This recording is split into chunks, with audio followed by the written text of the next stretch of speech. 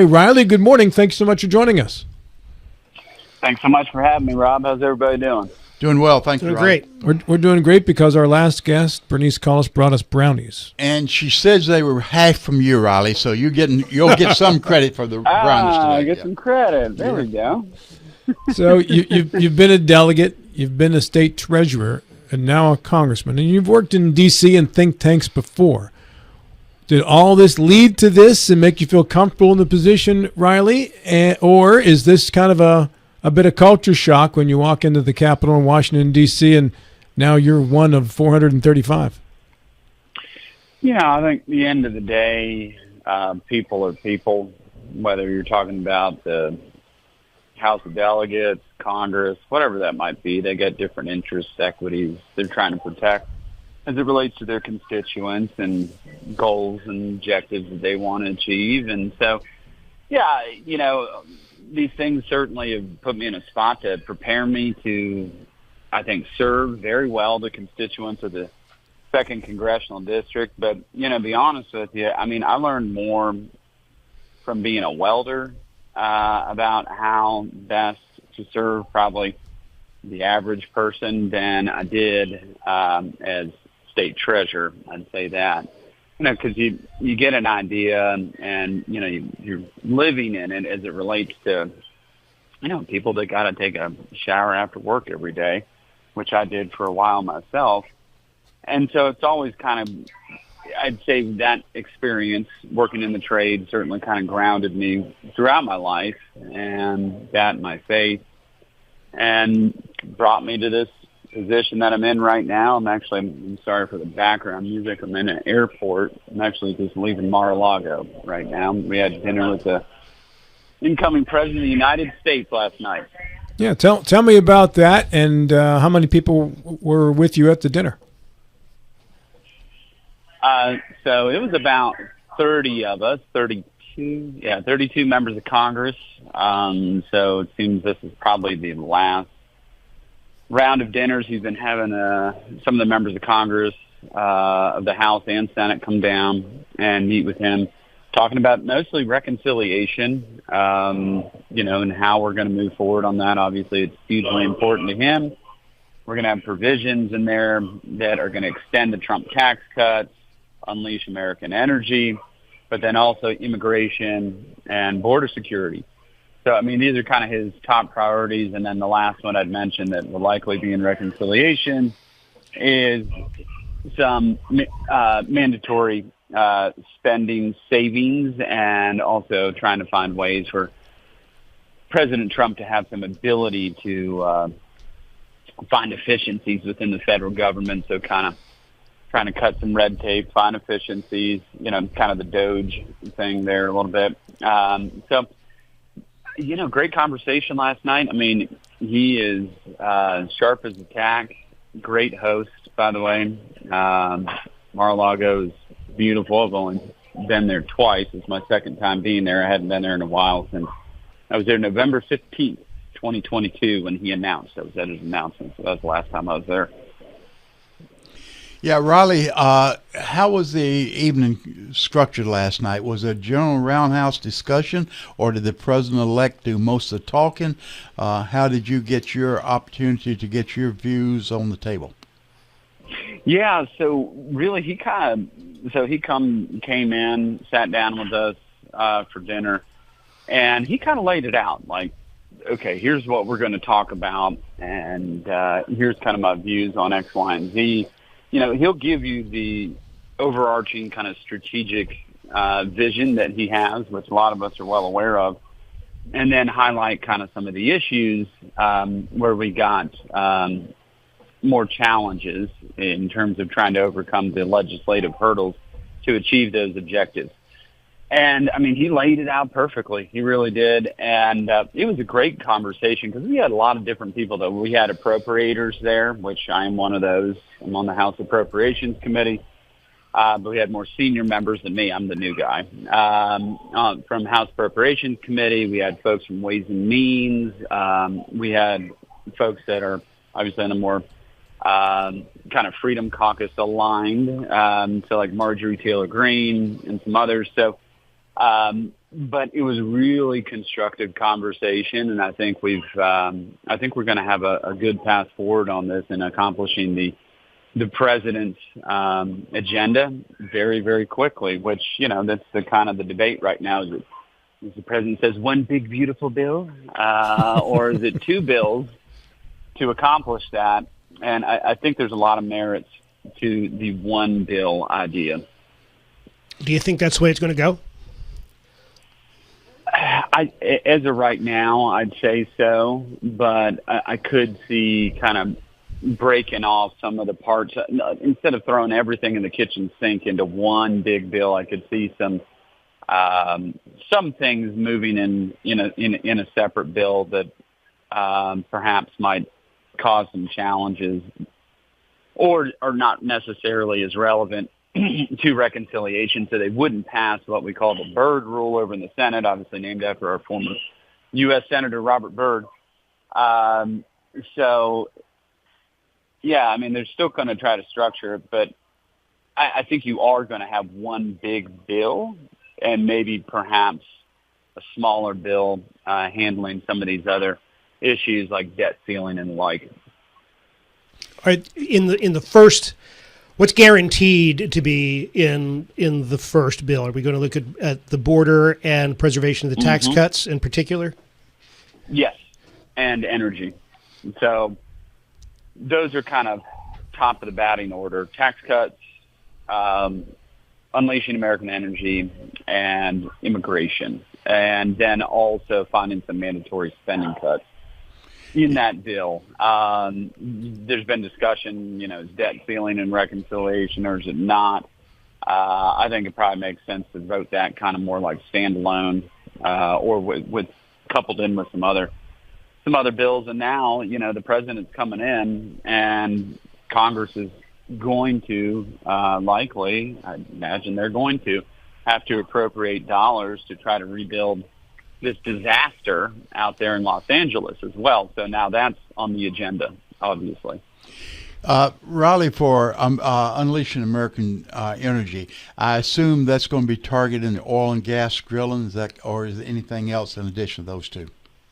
Well, don't forget coal. Okay, So coal, gas, and oil, that I keep reminding everybody as we're in these conversations.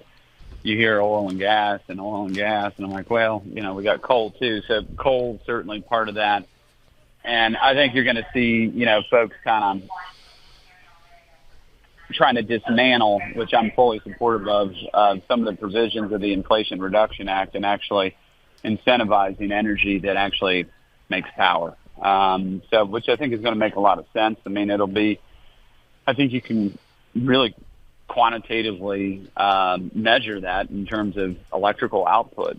And I think that's really going to be the determinant factor in what type of energy that we want to see thrive in this country. I mean, oil and gas, coal, they don't need any special handouts in any of this. They just need to be left alone. They're just being overregulated. Do you see any particular issue to be more sticky or controversial than the others? Look, tax cuts are going to be tough. There's a negotiating point going on there as it relates to SALT, right? Because we got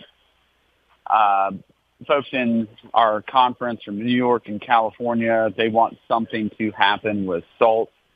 And obviously I am not a fan of that. But there's going to have to be some accommodation. And the president talked about that a little bit last night, and he had met with the SALT caucus on some of their issues. And I think we're going to come to agreement. We're going to move together, completely unified, and pass this reconciliation bill. What about funding for Ukraine and Israel?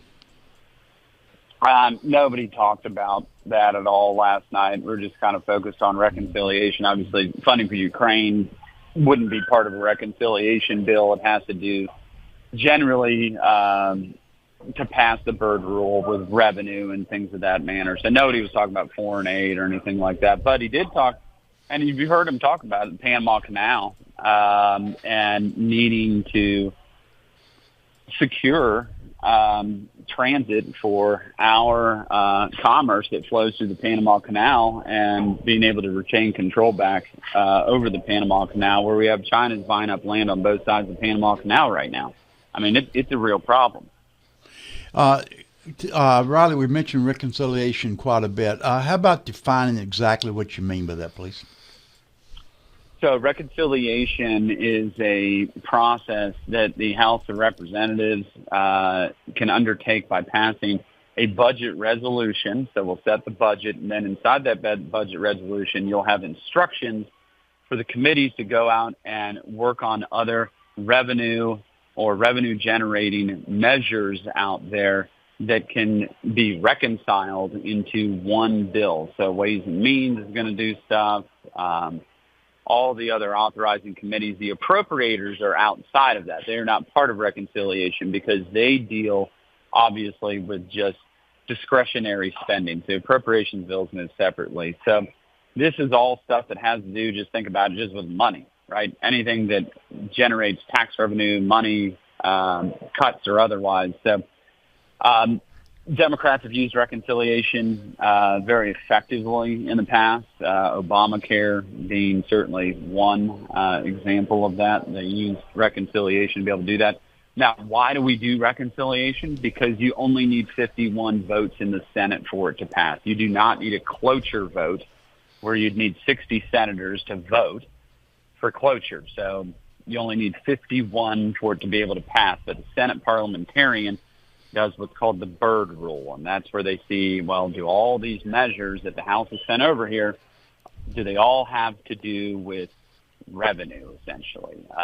Is there some monetary effect to what they're doing here? It can't be policy necessarily. It has to be something that deals with money, with revenue for the United States. Along those lines, do you see the filibuster surviving? And are you in favor of it surviving? You know, I do see it surviving. There's always talk about, getting rid of it, keeping it, but it seems to persist, right? And, it's one thing for us to say, well, it'd be great to get rid of it now that we're in charge, but we won't be in charge forever. Right. And I think that the filibuster certainly does have its merits as it relates to being able to stop some of the things that we saw the last administration trying to push. Whatever the Senate ends up wanting to do on this, I think they need to just make a hard decision one way or the other. It's either there or it's not there. I imagine it's going to stay. I don't see it going. Was there any discussion of the President Biden's last-minute efforts to throw sticks into the spokes of the wheel on offshore drilling and the immigration measures that he's taken? We didn't. Yeah, we didn't talk about that specifically last night, but we've all been talking about that. That offshore oil drilling thing is going to be a real problem because it's going to take a lot of time to unwind. And the folks in Alaska are particularly upset about that. They get 50-50 split in terms of what they're drilling offshore there, and their entire economy, their state budget, state government is heavily reliant, almost in totality, funded by the extractive industries, specifically on oil. I mean, this is not good for them. It's not good for Louisiana and Mississippi. I mean, you can, think about all the other states that have that. So, yeah, it is a problem, but it is something that's going to get unwound. The president's dedicated to doing that. It's just going to take a little bit time to be able to do that. Obviously, then we have Biden throwing some other sticks in the spokes as it relates to immigration, but we're going to be able to get past that. The president's going to be able to fulfill his campaign obligation and promises that he's made, we've all made as it relates to deportation, and specifically, you're going to see this whole thing kick off as it relates to the deportation of illegal migrants who are criminals. There's a lot of them sitting in prison currently. I mean, there's 1 million people that have final deportation orders right now. in this country. So, I mean, there's a lot of low-hanging fruit there that he can get after as soon as he gets going. Speaking of deportation, are we going to do immigration reform as a major reform item, Riley? I mean, it's one thing to deport people and then the next day they just come running back across anyway and another opening in the fence, right? So is that part of the discussion in regards to deportation and immigration? Right now, we're not talking about that. What we're talking about is a hardened border, finishing the wall, additional security down there, additional ICE agents, additional judges, and making the system work as it relates from a security standpoint and securing the border. That's what we're talking about. We're talking about immigration reform. We're going to secure it first, and then we can have conversations about whatever reform might look like. But securing the border first, that's what's going to happen. What kind of pressure can we bring on Mexico? Because these are Central American migrants. They don't all come from Mexico. So, but Mexico has to allow them to come across their territory to come into America in most cases. What kind of pressure can we bring on Mexico in that situation? Well, specifically tariffs would be one of them, right? That is certainly something that is a big hammer to swing as it relates to Mexico. They're heavily reliant on our economy. And then secondarily to that is remittances, where they get billions of dollars of that money rolling tax-free back into Mexico. There's a lot of levers that we can pull on Mexico. And it's not just Central Americans, though. People got to realize, I mean, we got people that have come over this border in the last 4 years from 180 different countries. There's a lot of them that are coming over, from the Middle East, China. I mean, what are these people doing here? We've had over 180 people that are on terror watch lists that we've caught at the border. How many have we not caught? We don't know. So you got a real security issue going on down there, not even as it just relates to immigration from Latin America. It's all over the world. I mean, just clarify, go back a minute or two here regarding the drilling off the coast. You say it's going to take a while to roll that back. Are we talking months or years? No, months. I think we're talking months. Okay. Riley Moore is our guest here. He is newly elected to House of Representatives. Did Alex Mooney give you any advice or leave you a note or whatever, Riley? Oh, yeah. No, I just talked to Alex yesterday. Alex has been great through all this, super helpful, and been giving me a lot of tips and advice. So, no, he's been real helpful. And, and then we got the governor getting sworn in here. So he's had his last day in office, which is today. And then he's getting sworn in here, I think tomorrow. At the Senate. U.S. Senate. Yeah. Mm-hmm. Within that's tomorrow. Kind of on the social level of things, as a new conservative Republican in the majority in the halls of the Capitol, do you have interaction with some of have you run into Hakeem Jeffries or some of the Democrats? Is it open animosity as it appears to be on television, or is everybody cordial? No, I wouldn't say everybody's cordial. For the most part, people are generally, but when we're trying to make our different points as it relates to our districts that we're representing, then yeah, I mean, it gets a little heated.